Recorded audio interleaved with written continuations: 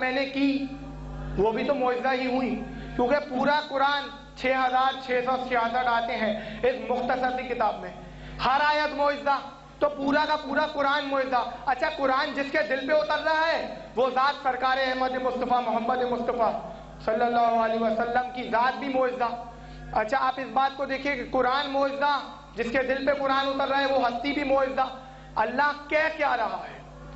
وہ اللہ جو مالک کائنات ہے، جو حسن مشتبہ کا بھی رب ہے، جو حسین مظلوم کا بھی رب ہے، وہ اللہ جو احمد مصطفیٰ کا بھی رب ہے، اور وہ اللہ جو علی مرتضیٰ کا بھی رب ہے۔ میں اکثر اوقات اپنی مجالس میں ایک جملہ کہا کرتا ہوں کہ اللہ کی اس سے بڑھ کے اور کیا فضیلت ہوگی کہ وہ فاطمہ زہرا جیسی بی بی کا بھی رب ہے۔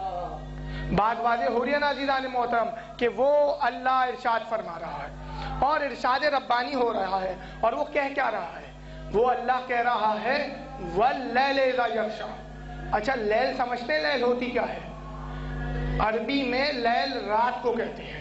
اللہ کہہ رہا ہے وَاللَّيْلِ إِذَا يَغْشَىٰ، قسم ہے رات کی جب وہ اندھیری ہو جائے۔ میں کیا کروں یہ قسم اللہ کھا رہا ہے۔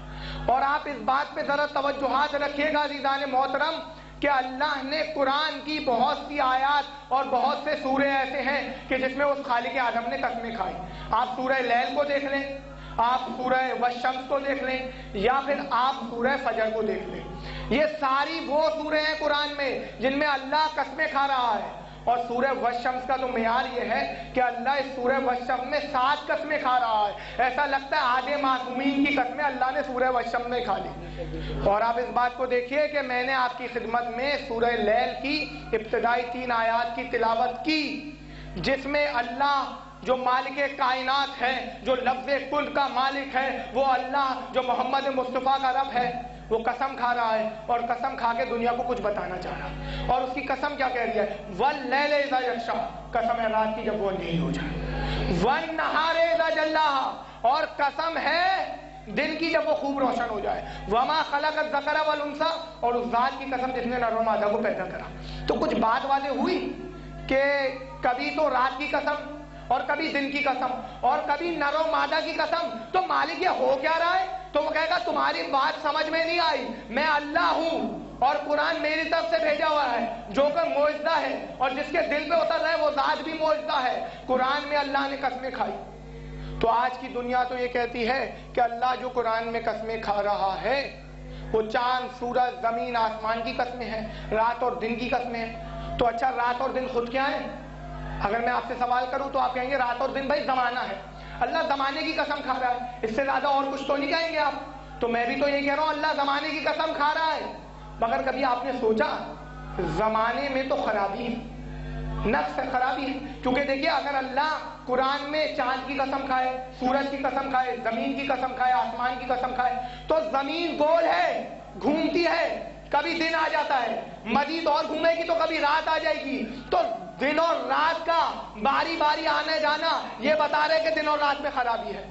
تو اللہ کبھی بھی، کیونکہ اللہ وہ ہے جو عادل بادشاہ ہے، کبھی بھی ان چیزوں کی قسمیں نہیں کھائے گا جن میں خرابی ہو۔ بھائی زمین گول ہے، گھومے گی تو دن آ گیا، مزید گھومے گی تو رات آ گئی، تو دن میں بھی خرابی ہے، رات میں بھی خرابی ہے، کیونکہ دن اور رات باری باری آ جا رہے ہیں۔ اور اچھا اگر اللہ قرآن میں سورج کی قسم کھائے تو سورج مشرق سے نکلتا ہے مگر مغرب میں غروب ہو جاتا ہے، تو غروب ہو جانا خرابی ہے۔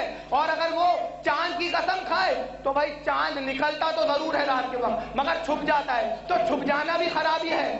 تو باری باری آنا جانا یہ خرابی ہے، غروب ہو جانا خرابی ہے، چھپ جانا خرابی ہے۔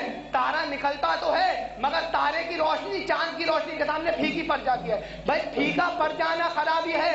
تو باری باری رات اور دن کا آنا جانا یہ رات اور دن میں خرابی ہے، کیونکہ اللہ ہمیشہ عادل ہے اور عادل رہے گا۔